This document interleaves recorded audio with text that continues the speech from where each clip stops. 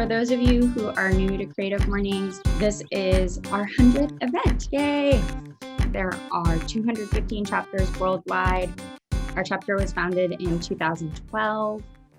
And here are some thoughts on procrastination as process. I've published 4 books over the past 20 years, with a 5th on the way. So while I may not have a track record exactly, I've been around the block enough times to recognize process patterns when they come up. And those process patterns used to alarm me a great deal, especially when it came to procrastination, a part of every book. Every time when I'm writing a book, I always wind up at some point with a large mass of background material: papers, note cards, recordings, random gewgaws, a lot of post-it notes, all of it stuffed into folders and piled into mail tubs. For a long time, just the sight of that will bring on something like narcolepsy. All I have to do is see or even think about all that, and I want to pass out and take a nap. Eventually, however, I do get around to going through everything, putting it into enough of an order to be useful. And then it's time to get to work generating even more material by interviewing a bunch of people. And the same thing happens all over again. The process of picking up the phone and actually calling somebody fills me with exhaustion, maybe even dread. I have to experience that at least a half dozen times, maybe more, before I can summon the gumption to actually begin talking to people for interviews. But that finally happens too. Then it's time to take all this old and new material, arrange it again, put it together, and actually write the book. And here we go again. Waves upon waves of fatigue come crashing down as I fret and I nap, and I nap and I fret. And it takes a while to actually get underway. So it's a 3-step process, basically, and it used to puzzle me because it's not how I've ever operated with the day job. I worked in newspaper newsrooms for more than 30 years, and there was never enough time to do anything. So whether you were having a good or bad day or were tired or not, you just put your head down, plowed ahead, and got it done. The result might not be the most artful thing in the world, but it was still better than having a blank white space in the next day's paper where your story was supposed to be. Books, however, are different, at least for me. And one big reason is they're a lot longer. Most newspaper and magazine articles I write come in at 1,000 words or less. But my most recent book ran to almost 100,000 words. And I'm working on another one at the moment that will probably come in at about 80,000 words. And not only are books longer, they're also supposed to have more staying power, at least in theory. So that means you put more into them, and working up enough energy to tackle them with a higher degree of focus. And that takes, yes, procrastination. Although I don't think of it as wasting time so much as letting the tank fill up. And so I have come to recognize these bouts of paralysis, filled by naps or puttering around the house, rearranging the silverware drawer, as a necessary phase. I used to try and just power through them, only to discover that I always seemed to write myself into a corner when I did that. So I'd have to stop for a while, go cut the grass, rearrange the CD collection or the bookshelf, and come back to it. And then a way out always seemed to present itself. One problem with this recent book, Step It Up and Go, was how to begin. I tried all sorts of approaches for the opening, from big picture at a distance to up close and personal. And after wadding up and throwing away a half dozen opening scenes and napping on it, of course, I decided I needed a remembered scene involving a relevant person, place, and thing. More on that later, and I'll actually read for you how I started it. 2.5 years of writing later, figuring out how to end it was just as difficult. I could not seem to hit the right closing note with the end of chapter 16, which was about North Carolina's American Idols. So after some puttering around, what came to me was closing with a postscript epilogue, another scene, this one from the street of downtown Raleigh during the big fall bluegrass festival. And that turned out to be just the thing to tie up a few thematic strings that were out there. I've always wished I could blast out a first draft of a book from start to finish without going back to edit as I go, but that's just never worked for me. For me, at least, book writing is a slow, torturous process that goes chapter by chapter, section by section, paragraph by paragraph, sentence by sentence, and even word by word. The only way I know how to do this is to write and rewrite something over and over, trying to figure out the best way to say something. Each of the 16 chapters in Step It Up and Go comes in at 5,000 to 6,000 words, broken up into about a half dozen sections. My process was to start writing a section and get as far as I could, Initially, it would break down into something that looked like a rough outline after not too many paragraphs. And then I'd go back to the beginning of that section and start over again and again, as many drafts as it took. I'd get a little farther with it each time, and eventually that section would be solid enough to where I could go on to the next one. I'd liken it to building a ridge of dirt with a shovel. You have to pat down, firm up, and stabilize each section before it's strong enough to bear your weight and allow you to move on to the next part. So yes, it is the literary equivalent of ditch digging, interspersed with procrastination naps, of course. 2-3 years later, there's your book. And just for the record, I did procrastinate like hell before writing this. What I'd like to do next is just read for you that opening section. Again, I went back and forth. The book opens about 100 years ago with a sort of pre-bluegrass old-time musician name of Charlie Poole.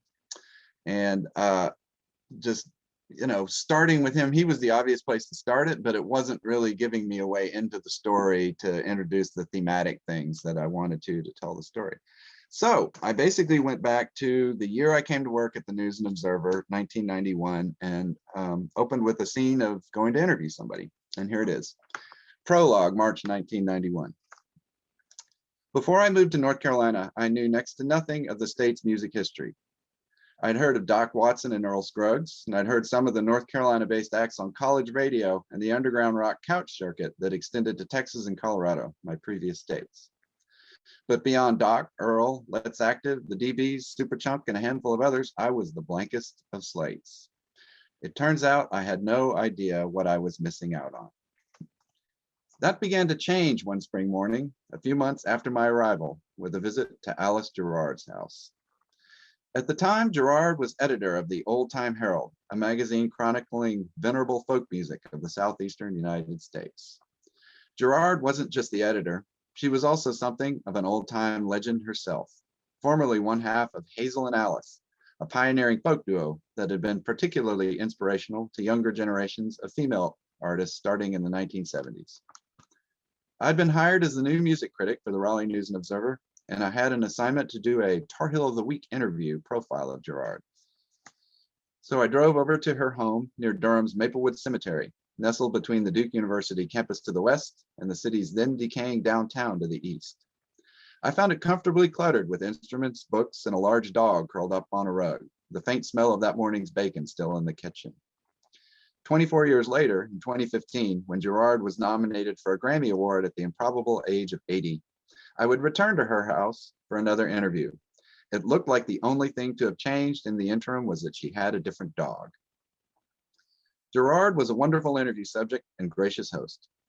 But what I remember most about that first visit was her blowing my mind when she pulled out a well-worn vinyl copy of the Anthology of American Folk Music. A 6-record compilation of Depression-era recordings, Anthology dated back to 1952, compiled by the legendary and eccentric musicologist Harry Smith.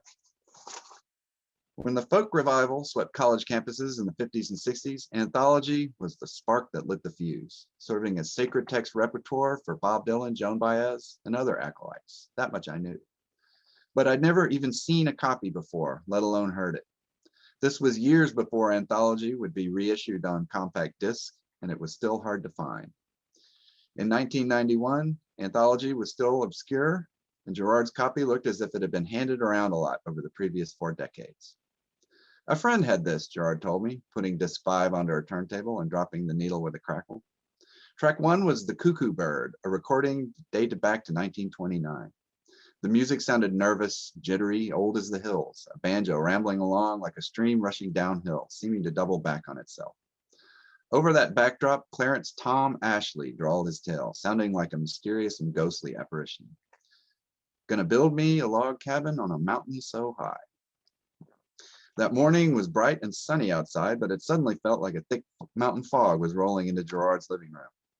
The verses seemed like a string of non sequiturs about faraway places, card game tricks, robbery, a bird taking flight, and that banjo. It may sound strange to your ears, Gerard said as Ashley's banjo rolled along, but that banjo is just an incredibly beautiful, mournful sound to me. I loved it as soon as I heard it. I really like the old mournful songs. When you play them, you can put more into them. There's not much between the tune and what you're feeling inside.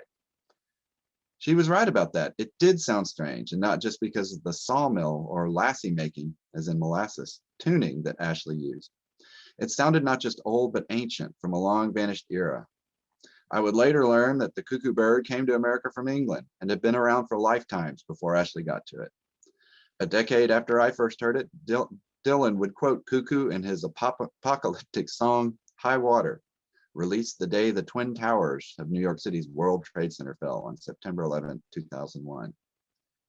Yet in that first encounter with Gerard and the song, the biggest revelation of all was not time, but place. This particular version of the Cuckoo Bird came from surprisingly close by. Did you know Clarence Ashley was from North Carolina? Gerard asked. I had to admit I did not. I'd never even heard the man's name before that day. Yeah, she said, he also played in an old-time band called the Carolina Tar Heels, died in Winston about 25 years ago. The record continued playing as we talked, and the Cuckoo Bird faded out to the next song, East Virginia by the Kentucky-born hillbilly singer Buell Causey. The opening couplet caught my ear. Oh, when I left old East Virginia, North Carolina did I roam, and I pointed out the reference. Gerard nodded as she laughed knowingly. Oh, North Carolina's all over Anthology, she said. Bascom, Lamar Lunsford, the Bentley Boys, and Charlie Poole, you know him? That's something you should hear. Somewhere in the course of that conversation, a door opened. So I went through it. One other shaking after the history, North Music, opening stretch. Thank you for sharing that. That was so beautiful, and I've been really enjoying reading your book and listening to the songs. And if y'all didn't know, David also has a playlist, and you can hear some of these songs. How many times have you rearranged your music collection? It's like a daunting task. Well, it would be. I probably have 5,000 to 6,000 compact discs and somewhere around 2,500 or 3,000 vinyl records. I really love the house I live in now because it's the first place where it all fits together in one place.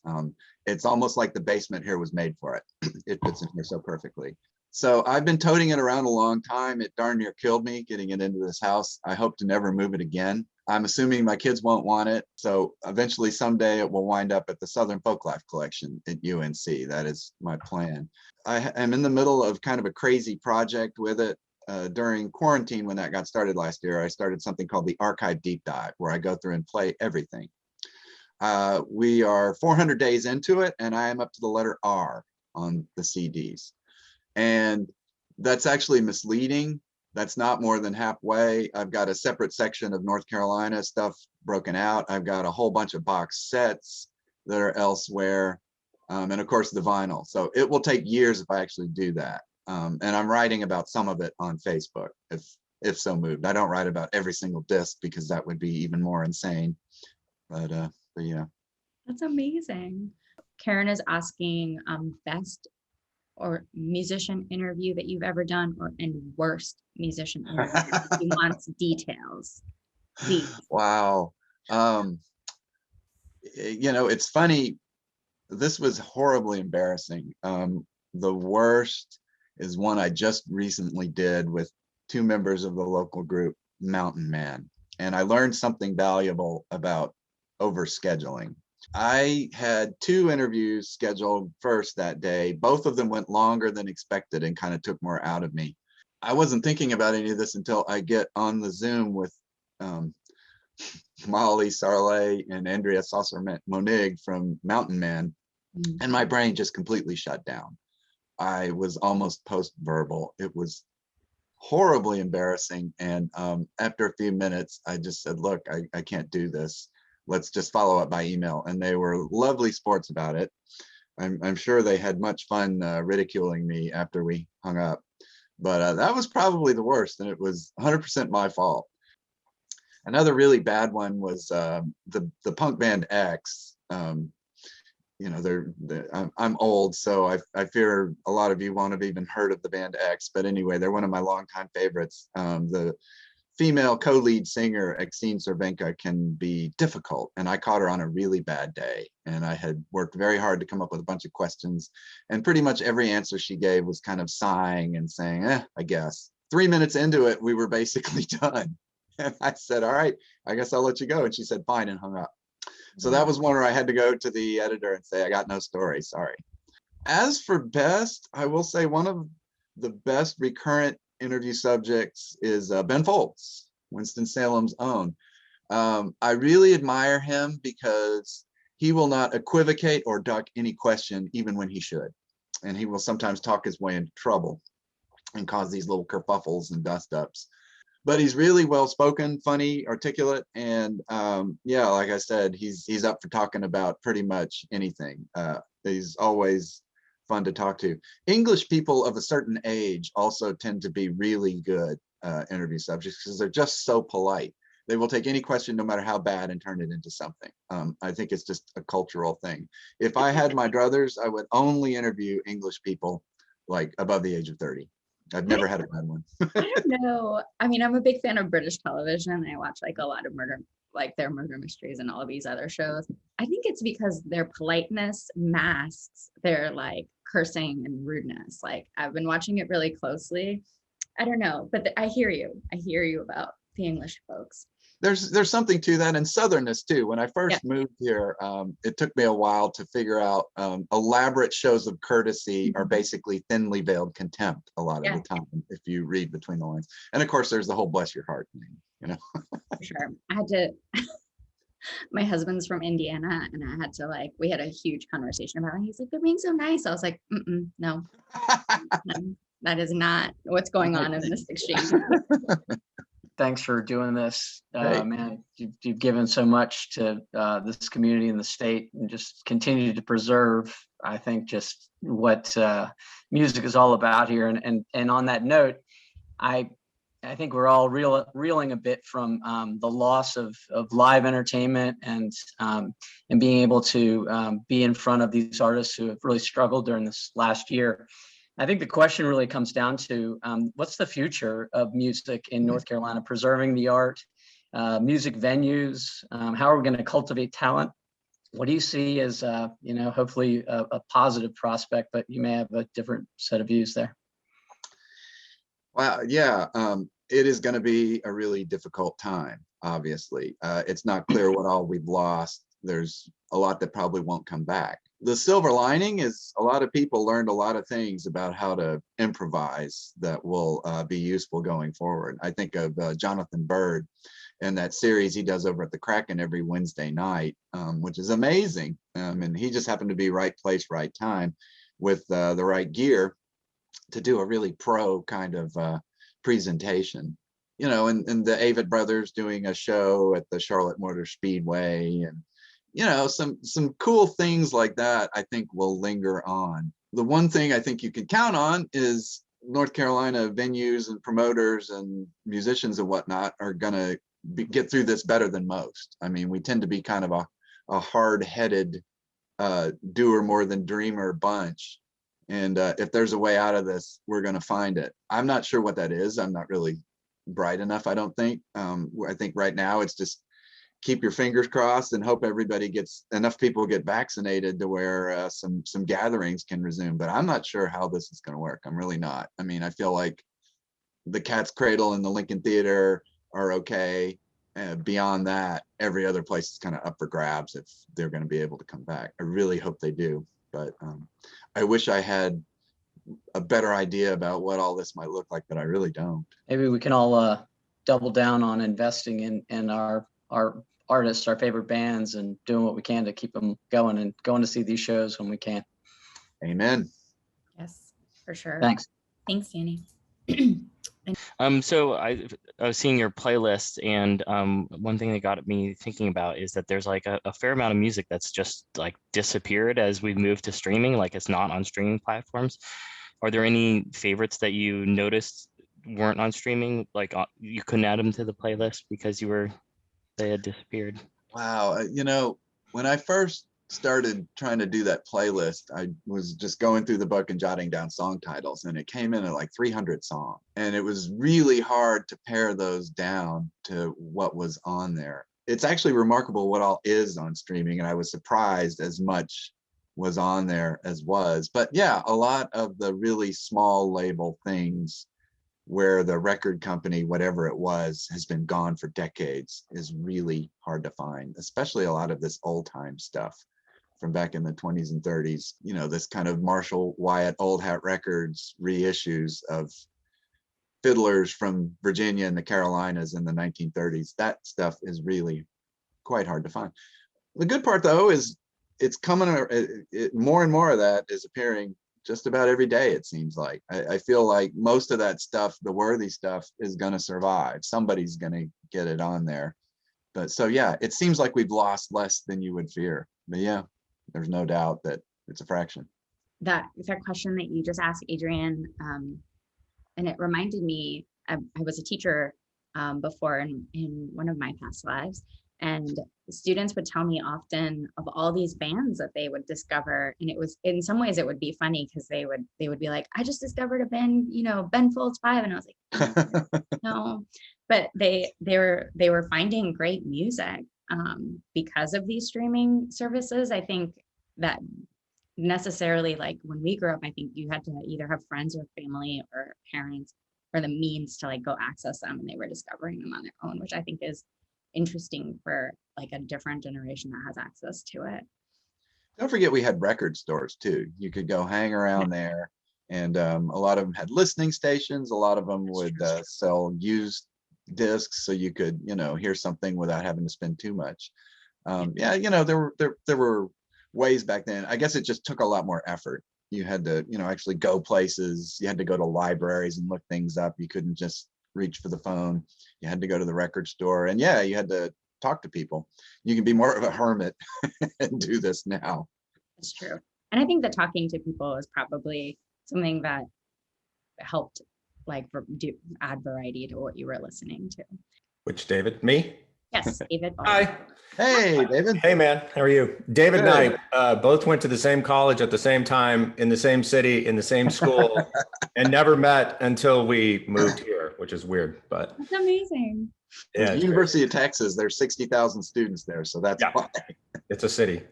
David, I wondered, as the sort of officially unofficial biographer of Ryan Adams, you've had a really interesting, tumultuous, and you may not want to answer this, but I'd love to know, like, what's your favorite sort of Ryan Adams anecdote or story about him? Ryan Adams' anecdotes and stories are not nearly as funny or innocent as they once were. And I am kind of in mourning over him. I find myself unable to listen to him, honestly. And the only time I ever hear him is like in public, you know, at the grocery store, and it comes on, and I just find it kind of heartbreaking. I haven't really sorted out why all that is. You know, he was always a difficult character. Why does this, you know, this thing matter more? But, you know, it seems to. And so, yeah, I kind of am out of the Ryan Adams anecdote business, I'm afraid. So Do you feel like that's the next book, maybe?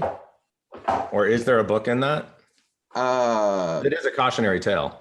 Yeah, for somebody, not for me. Yeah. You know, I mean, I feel like I probably have already written way too much about him. I actually, you know, when I don't know if you ever saw it, but when news about that broke, I kept getting asked so many times, what do you think? What do you think? What do you think? That I wrote something about it. In fact, while we're talking here, I'm going to look that up and just put it in the chat. And basically where I said, you know, I've really said more than I should about him, and right now I should just listen. And that's kind of my feeling. Other people need to be heard about him. And I hope, I do not wish him ill. I hope he finds redemption someday. You know, that's going to take fortitude. I don't know that he has, but you know, it's a shame. Yeah, beautifully said. Thanks. David, I want to know if writing has gotten easier for you as time goes on. I feel like it should, but then I also know writing right now is different with like social media. And for me, I just feel like there's so much noise, especially in the past year with the pandemic. I was just curious how your process was, and, you know, if like you have found yourself in a rhythm over the past years. Is it, I mean, I'm sure it's also affected by like things happening in the world. Oh, sure. Yeah, I feel like I'm better at it. But it's one of those things. I got a journalism degree, and yet I basically learned how to do it at the college newspaper. The only way to really learn to write is to just figure out a way to do it and do it. And I have gotten into a pretty good rhythm. I'm really glad I left the News and Observer when I did in the spring of 2019, and was not trying to make my way getting a freelance thing going in the midst of a pandemic.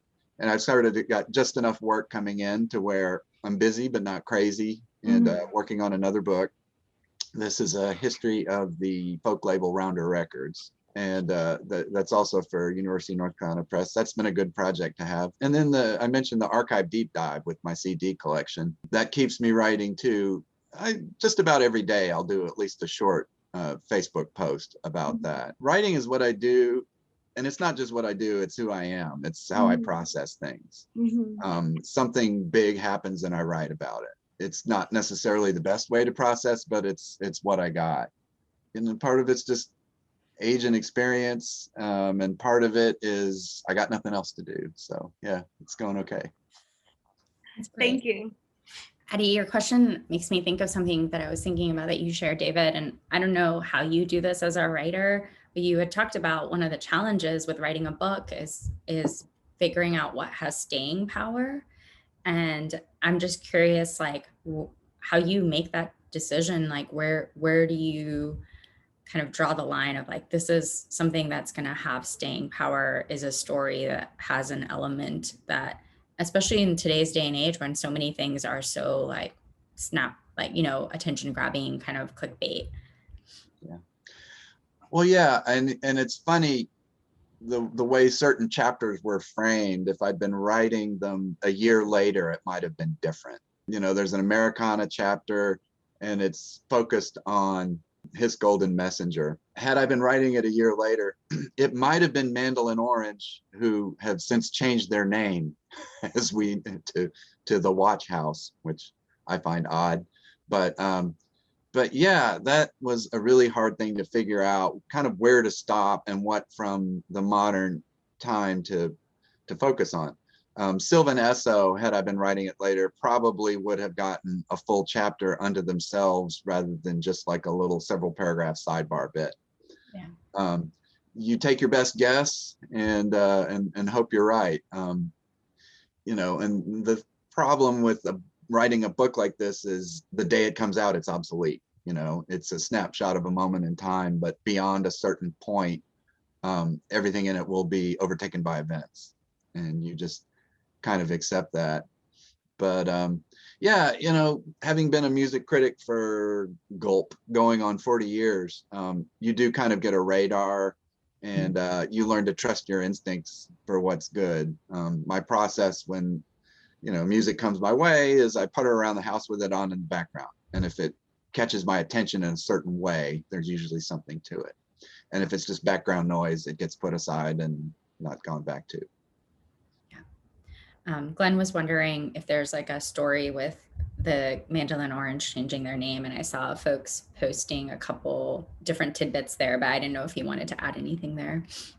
I read that explanation, and that's great, but I hope it doesn't cost them. Name changes like that can be difficult. I know other bands that have had to change their names and never recovered from it. I hope they're far enough along to where that's going to go fine for them. All respect to them for doing what they feel like they have to for their art. I just kind of wish they didn't feel like they had to give up something that is a very valuable trademark. But, here's hoping the next record they do is so amazing it won't matter. Yeah, that makes sense. Thank you. This may end up being more of a comment than a question, but I guess I've been reading you for close to 30 of your 40 years. One of the first things that happened to me when I moved to North Carolina was I stumbled onto the local music scene and started reading your stuff, of course, reading the weeklies, but reading your stuff in the N&O. But I just wondered, over the years, the role of discovery in music has changed so much. And you may have covered this early, I tuned in just a little bit late, but is there a role left for a sophisticated man like yourself, who's a critic at heart, but who really recognizes talent when he sees it. Is there still a role for that, or is it kind of everyone for themselves on the streaming services and the algorithms? I worry about the algorithm and how it affects my discovery, but tell me a little bit about your from record stores to streaming, from critics to friends. How do you see discovery? Wow. And hey, Gavin, I didn't realize that was you until your picture finally came up at the end there. I remember you from the days with soccer way back when. I hope there's a place for people like me, but maybe I'm just an anachronism, and that the world has passed by what I do, and that's okay. It does seem like there's still a place for it. Pitchfork is extremely popular. That seems to be where criticism, for better or worse, kind of lives nowadays. There just isn't the need economically for what I do anymore. It's a luxury now, and people can hear things for themselves without me serving as gatekeeper. The other side of that is there's such an ocean of stuff out there. It's not like you can go sample everything, so you do need a guide.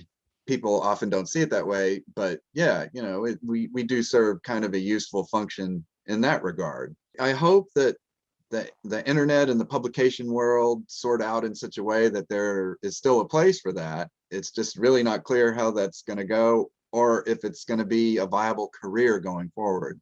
Lots of people are happy to do it for free. Everybody's a critic, but doing it professionally and doing it in a way that is meaningful to a lot of people is harder than just spouting off. Daily newspapers, you're sure not going to get it there anymore. The indie is hanging in there as best they can, but I don't know that they're in any better shape than the News and Observer. I don't know. I hope so, but yeah, it really could just be another thing that goes by the wayside. In the meantime, I suppose there are many influencers, people in your feed who introduce you to good stuff, throw in a YouTube link to a band and things like that. And I know I'm fortunate to find bands through Twitter or, Facebook. I've enjoyed your retrospective things on Facebook. But yeah, anyway, thank you, David, for everything. How are you? I'm good. How are you? I'm great. Thank you so much for doing this morning, everyone, especially you, David. I think, I wanted to just speak to the question that Danny asked earlier and say that there is some exciting news for venues, and that is that 4 months ago, they signed in the Save Our Stages Act, and the grant application portal finally opened for that on Monday. So I think help in terms of dollars to our music venues is coming. So that's really exciting. The history of North Carolina music is hard. And as you said already, you kind of, as soon as you finished it, there were changes that you would make. Do you see yourself doing a sequel to this book, or an evolution of the book in the future? Possibly. It would be a number of years down the road, and I'd need to come up with a different angle on it. It is appealing to try to, catch up on some things I missed. It's funny, I just started jotting down, a long list of some of what didn't really get as much, didn't get mentioned at all, or just, kind of cursory in passing. The beauty part of North Carolina music is, as I've said this many times, you could write just as compelling a book with a completely different cast of characters. Oh gosh, yes, and that's what's awesome about North Carolina. I think that's why you and I still live here, right? Oh, yeah. I think that's part of the reason anyway. Well, yeah, I totally get it. I can't imagine taking on the task that you took on, and I love the book. So thank you for bringing it to us. Hey, you mentioned earlier, and not to harp on Ryan Adams, but you just mentioned finding it difficult to listen to his music, which I can understand. I'm curious to know if that holds true for other artists, if you're able to separate the body of work from the artist, with other folks who have had their challenges, or is it just Ryan because you guys were so close at one time personally and professionally? It certainly seems to have affected me more with him than others. And, I'm not sure why that is. Probably because, yeah, I do know him, and probably because I felt sort of invested in him in a way I didn't others. You root for the hometown team, and you want them to do well. I followed him for years, wrote about him, was a big, big fan. And, I'm not saying he betrayed anybody exactly, but just it was so disappointing when that happened. It just made you take a step back and go, wait a minute, about all this stuff I've been listening to, and you just kind of hear things in a different way. I know Led Zeppelin certainly had their issues along similar lines, and yet I can still listen to Robert Plant. I'm not 100% positive why that is, but yeah, and there's. It's not like I was ever a big Ted Nugent fan, but he's become just such a aberrant joke now that it's kind of impossible to listen to any of his stuff, even the stuff from way back when that had some merit before he turned into a crazy gun nut. So I don't know. I mean, yeah, I agree. The whole trust the art, not the artist is certainly a wise policy.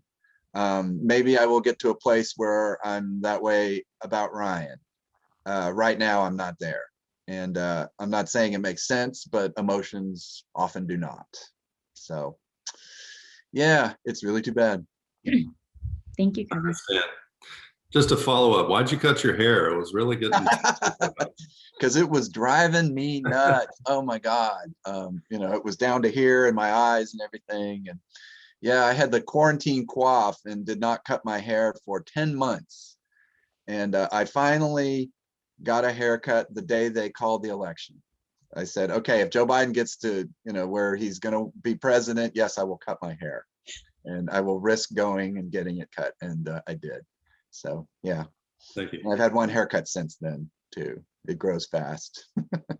That's awesome. I think I'll end with the last, Jedediah asked this question, but what artist or musician do you have the most music of?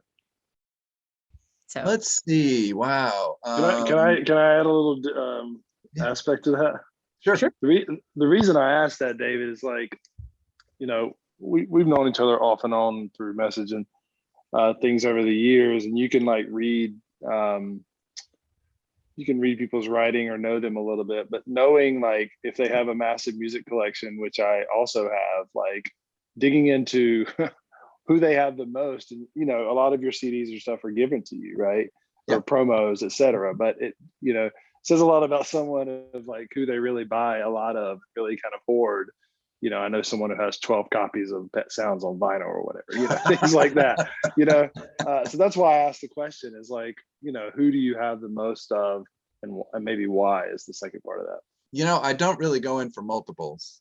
If I've got something on vinyl and get the CD, I'll sometimes hang on to the vinyl if it seems worthwhile, but it would never occur to me to have a dozen copies of Pet Sounds. Just so, yeah, I've got probably more, if you count the solo acts too, more Beatles than anyone else. The way my piling system goes, I keep solo acts with the mother group, as it were. I've got everything REM ever did, which is quite a bit. The Replacements and spinoffs, quite a, which is basically Paul Westerberg records. Yeah, those are probably the main ones. I've got a lot of Sly and the Family Stone too. My favorite record of all time is one of his. There's a Riot Going On, which I find resonant 50 years after it came out in so many ways. But yeah, those are probably the main ones. Cool. Thanks, David. Thanks for everything you do, man. Thank you. That's awesome. David, I feel like we could talk to you forever. But I'm gonna ask the audience to tune into all the beautiful work that you're doing, read your book. I've been enjoying it, something I'm savoring, and just listening to all the different like musicians as I go through the chapters has been wonderful. And if you all haven't checked out David's book, please do so. It is truly a wonderful journey. So if you can unmute yourself, let's give David a huge round of applause. You've given us a wealth of just wonderfulness this morning. David. Okay, yeah. Did I put Sylvan Esso on there? Yes, there is a Sylvan Esso song on here. You Let had, them- I think the song, it's just song on there. Yeah, play us out Okay. with that one. Yep. Okay. All right, y'all. We're gonna say goodbye on song.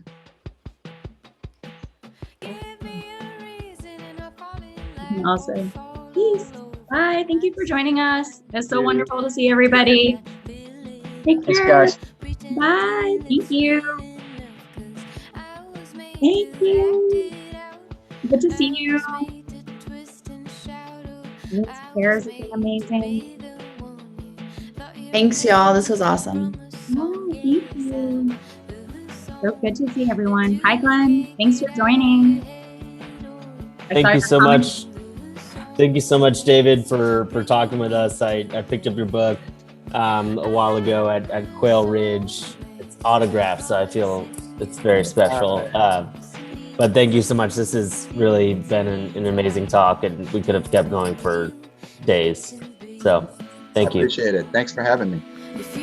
Mm-hmm.